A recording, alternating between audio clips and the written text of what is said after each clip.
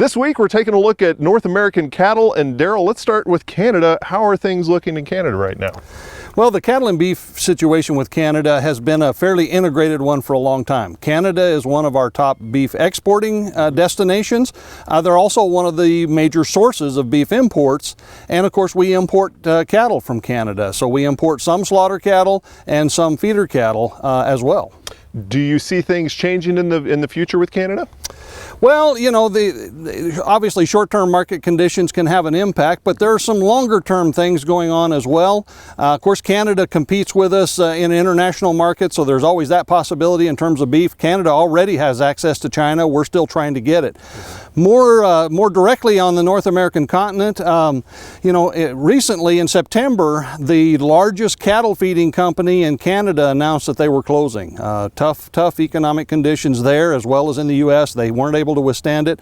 So, you know, what that may mean over time is that all else being equal, we will see more Canadian feeder cattle come to the U.S., probably fewer fed cattle, and then that may have an impact on beef production in Canada as well. So let's go south of the border now. Let's talk about Mexico. How are things there? Well, the Mexican situation has changed more dramatically over the last decade or 15 years. It's continued to evolve. For a long time, we imported feeder cattle from them. We still do that. More, you know, in the last 20 or 25 years, we've exported a lot of beef to Mexico. They were a major export destination, and they still are. More recently, we've begun to import beef from Mexico as they have developed a growing packing and feedlot production sector in Mexico. So recently, we had a large increase from a major company in Mexico adding a processing facility and a large feedlot facility.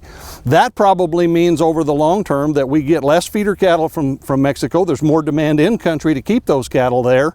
But at the same time, we're seeing increased flows of beef out of Mexico in terms of exports, much of which is coming to the U.S. So that sounds pretty positive for Mexican cattle production. Well, the industry certainly continues to grow and sort of become a complete integrated industry. They've got all pieces now. They're not totally dependent on exporting feeder cattle, which was the major factor that kept them going for many, many years. What does that mean for the U.S. cattle industry and more specifically Oklahoma? Well, you know, one of the things that illustrates is that when you look at, you know, beef exports or beef imports or cattle trade, you have to really look at the whole package because obviously they're all related. And so sometimes we get lost in the details of one part of that.